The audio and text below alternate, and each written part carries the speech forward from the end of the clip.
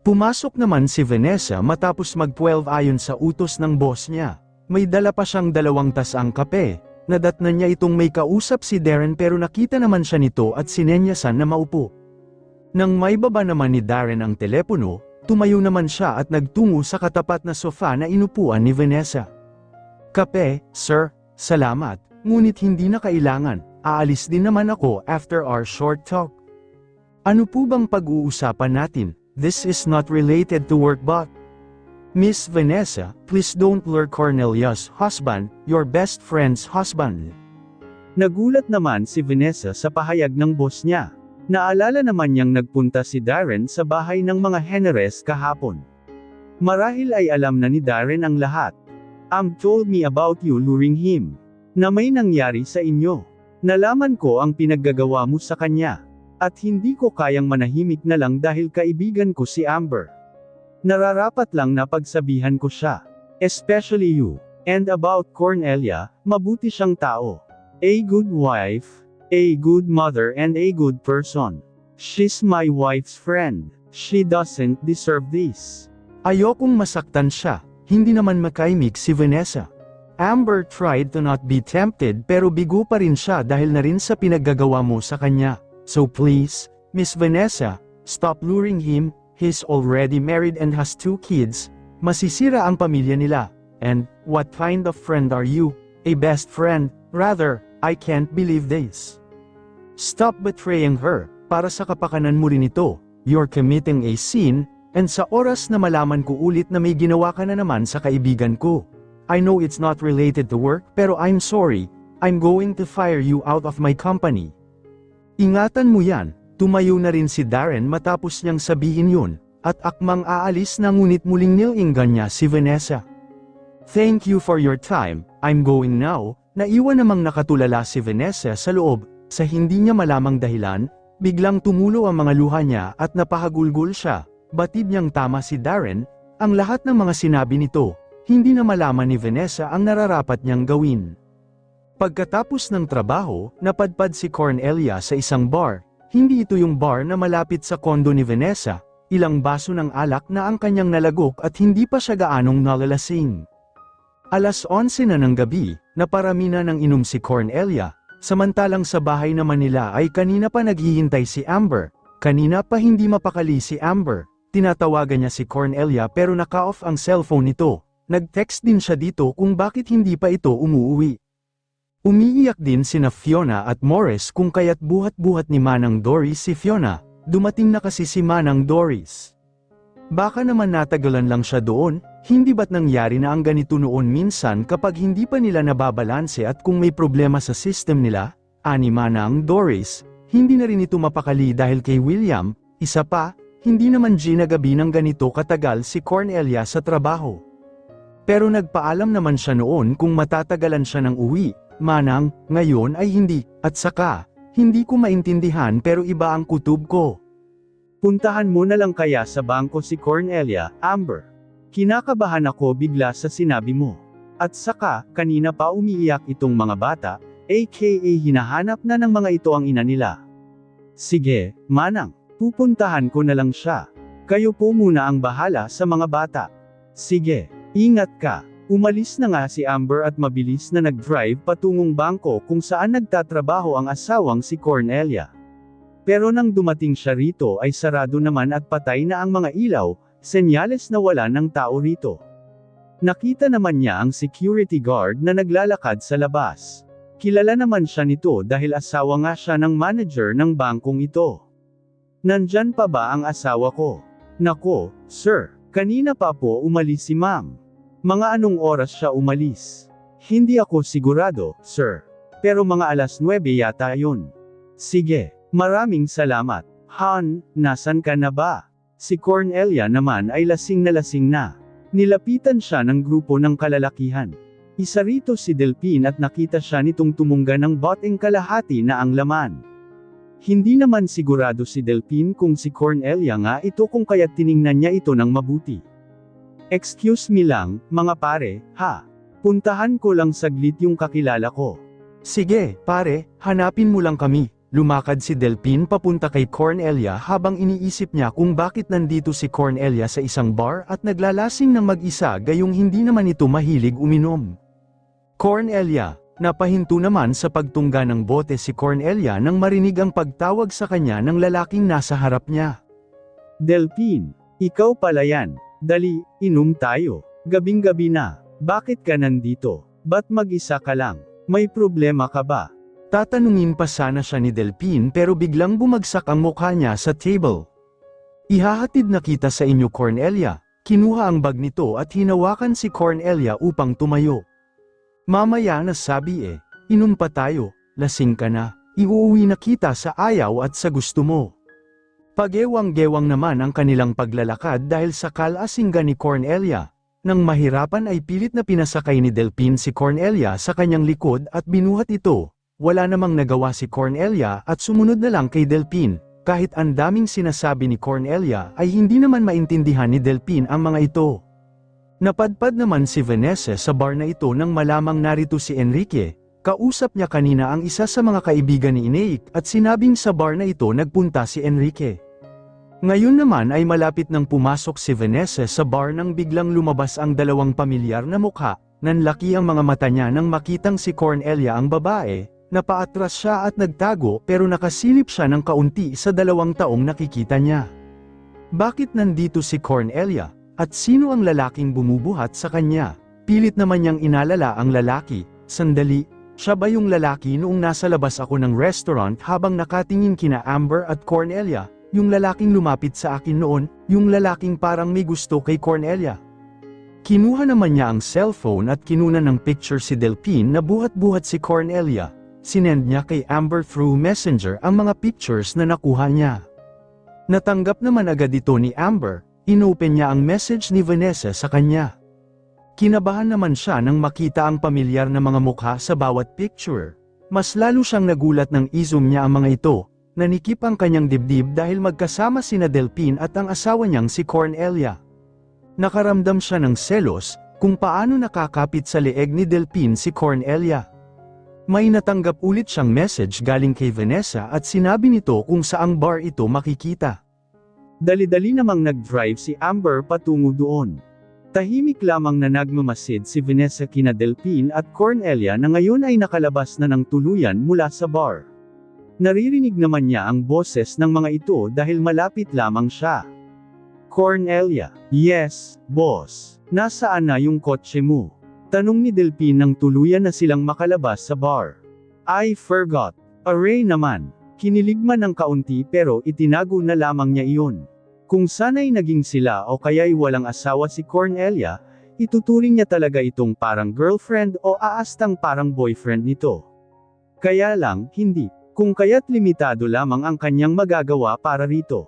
Pakibaba muna ako, please. Nang humarap si Delphine kay Cornelia, napansin niyang nababasa ang magkabilang pisngi nito. Hindi niya maiwasang mag-alala. Dama niya ang bigat ng dinadala ni Cornelia. Nararamdaman niyang may problema ito. Hindi naman kasi ito yung tipong umiinom na lang ng biglaan. Ano kaya ang nangyari? Nag-away na sila ni Amber. Pwede mo ba akong samahan saglit? Pero ihahatid na kita sa inyo. Gabing-gabi na at, okay, fine, nakaisang hakbang pa lamang ngunit hinawakan siya agad ni Delphine. Sige, sasamahan muna kita saglit. Ay nalalayan pa ni Delphine si Cornelia dahil hindi ito makalakad ng maayos dahil sa kalasinggan nito. Wala naman silang kaalam-alam na nakasunod sa kanila si Vanessa.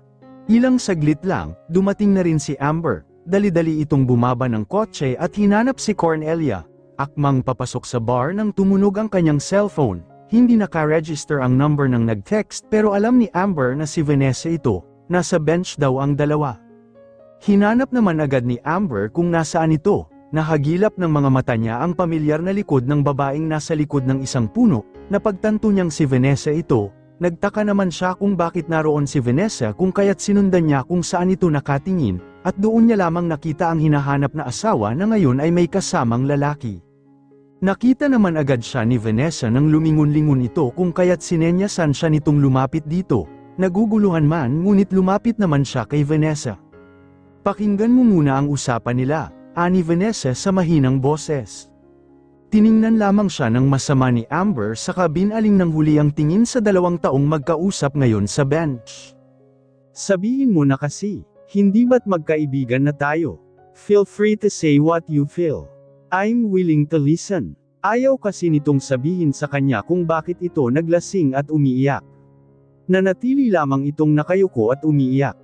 I feel betrayed, pag-amin ni Cornelia.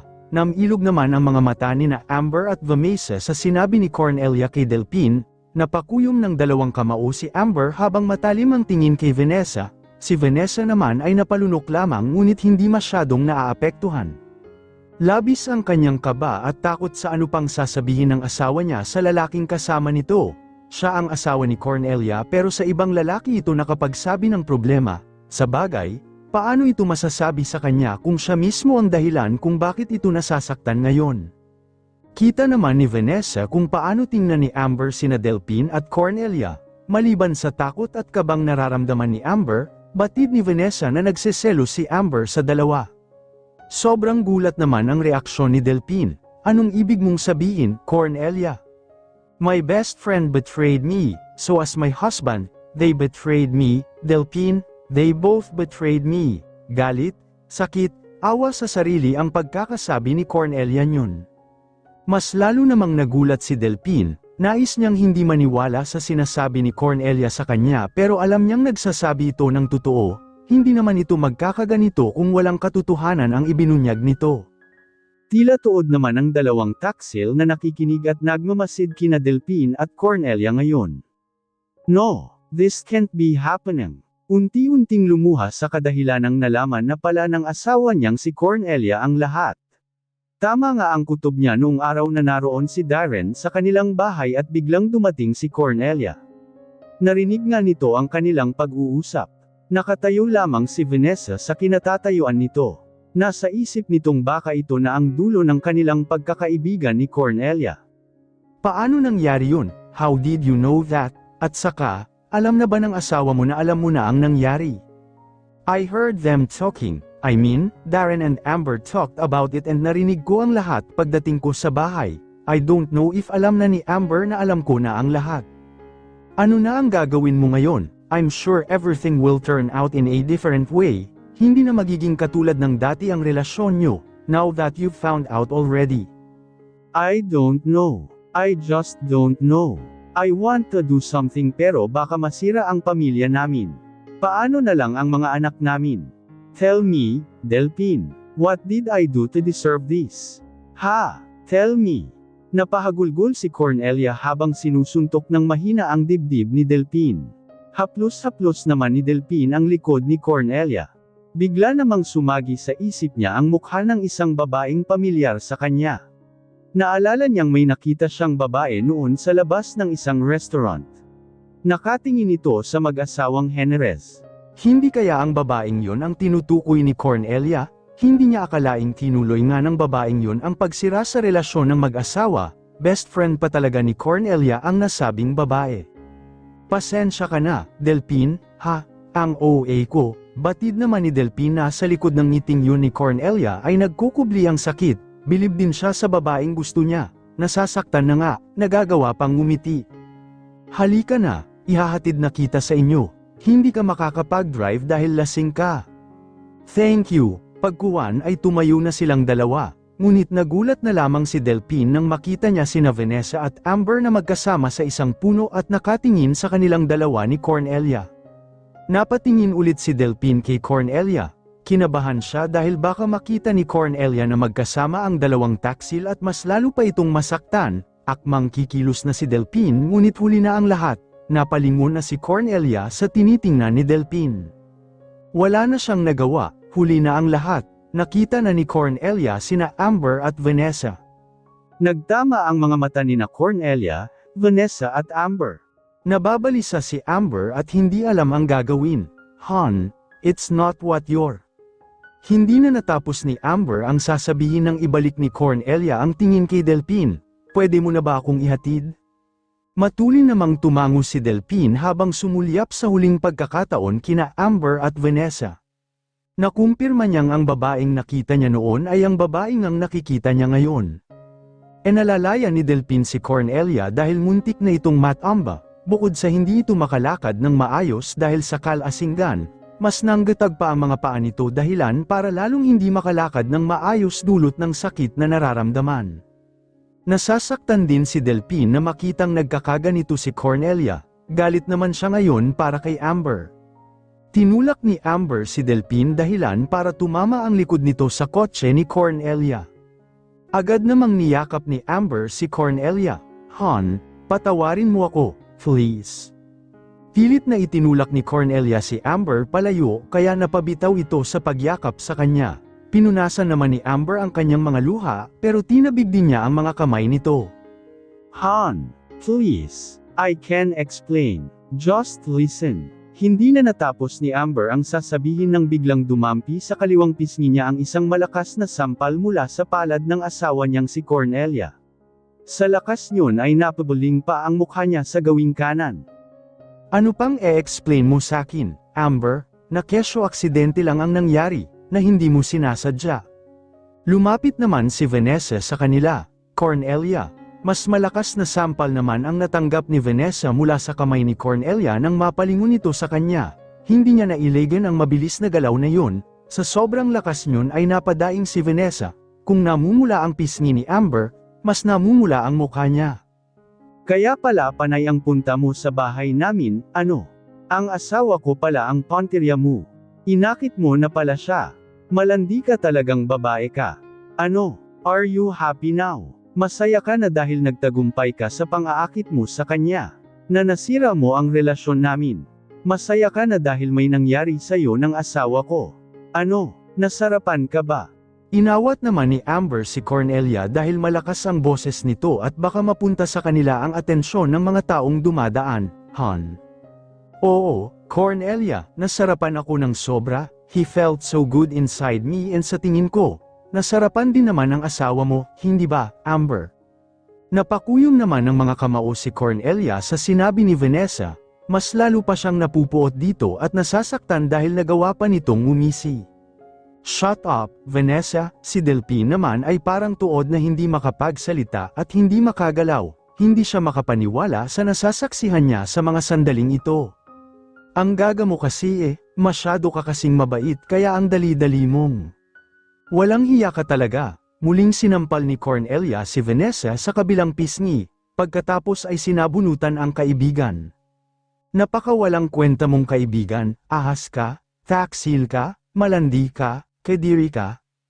Nakipagsabunutan at nakipagsigawan na rin si Vanessa. Inaawat naman sila ni Amber ngunit hindi nagpatinag ang dalawa. Kinailangan pang lumapit ni Delphine upang tulungan si Amber na paghiwalayin ang dalawang babae. "Nakakaawa ka, Cornelia, huli na ang lahat, wala ka nang magagawa, your husband and I had bed sin already habang tulog ka." "Shut up, I will kill you." Hawak na ni Cornelia ang leeg ni Vanessa. "Han, stop it, kahit na may nangyari sa inyo, hindi mo pa rin siya makukuha sakin, he doesn't love you, he only loves me, only me, naiinggit ka lang. Malandi ka, kung sino-sino na lang ang mga lalaking kinakama mong kadiri ka." Sa wakas ay napaghiwalay rin sila ng dalawang lalaki, yakap-yakap ni Amber nang patalikod ang asawang si Cornelia samantalang hawak-hawak naman ng mahigpit ni Delphine ang mga braso ni Vanessa, nagpupumiglas pa ang dalawang babae. "Ikaw ang naiinggit dahil ang dami kong naiikamang lalaki, I'm sure hindi ka makakatulog ng maayos dahil hindi maalis sa isip mo ang init ng sandaling nangyari sa amin ng asawa mo, at saka, malandi ka rin naman." "Vanessa, stop, ang kapal din ng mukha mo. Ano, ako, may inggit sa ginagawa mo, hindi ako katulad mong pokpok, binibenta ang katawan, let's say na malandi rin ako, at least, sa isang lalaki lang ako naglalandi at asawa ko pa, masaya ako sa isang lalaking mahal ko, ikaw, masaya ka ba? I'm sure na hindi, naiinggit ka lang sa relasyon namin ni Amber kaya mo siya nagawang akitin, kaya mo nagawang umahas at magtaksil." Nabuksan naman ni Amber ang pinto ng kotse ni Cornelia kaya pilit niyang pinapasok ang asawa. "Siya, don't talk to me, mag-drive ka na lang, gusto ko nang umuwi." "Han," hindi na naman natapos ni Amber ang sasabihin ng kaagad na binuksan ni Cornelia ang pinto ng kotse at lumabas dito. Malakas na binalibag nito Sara ang pinto ng kotse saka nagtungo sa bahay nila. Napayuko siya sa manibel ang hawak niya at sising-sisi sa nangyari, sa kinahahantungan ng kanyang pagtataksil. Pumasok si Cornelia sa kwarto ng mga bata. Sinalubong naman siya ni Manang Doris. "Oh, hiha, ayos ka lang, ang tagal mong nakauwi." Kanina pa umiiyak ang mga bata. Si Amber, hindi natapos ni Manang Doris ang sinasabi ng may maamoy siyang kakaiba kay Cornelia. "Sandali, uminom ka ba, hiha?" Ngumiti lang ng pilit si Cornelia imbes na sagutin ang tanong ni Manang Doris. Ilang sandali, huminahon din ang dalawang bata. "Sorry, ha? Natagalan ng uwi si Mommy." "Don't worry, hindi na uuwi ng matagal si Mommy." Bago lumabas ng kotse at pumasok ng bahay, tinawagan naman muna ni William ang isang kakilala upang tulungan siya tungkol sa kanyang kotseng na iwan doon sa labas ng bar. Bukas na lamang niya ito kukunin. Sa kabilang dako, binitawan na rin ni Delphine si Vanessa. Gusto niya itong saktan dahil sinaktan nito si Cornelia pero hindi niya magawa. "Ba't ka ba nakikialam sa amin, ha? Ikaw, bakit ka nakikialam sa relasyon nilang mag-asawa? Hindi ba't sinabi ko na sa'yo noon na hayaan mo na silang dalawa? Masaya na sila sa isa't isa pero sinira mo ang relasyon nila. Ano bang nangyayari sa'yo? Ano bang pakialam mo? May pakialam man o wala? Kailangan kang pigilan. Ayokong masaktan si Cornelia. Pero nasaktan pa rin siya dahil sa ginawa mo. Ba't mo ba ginagawa ito, ha? Kaibigan mo pa talaga ang sinaktan mo." Because I love him.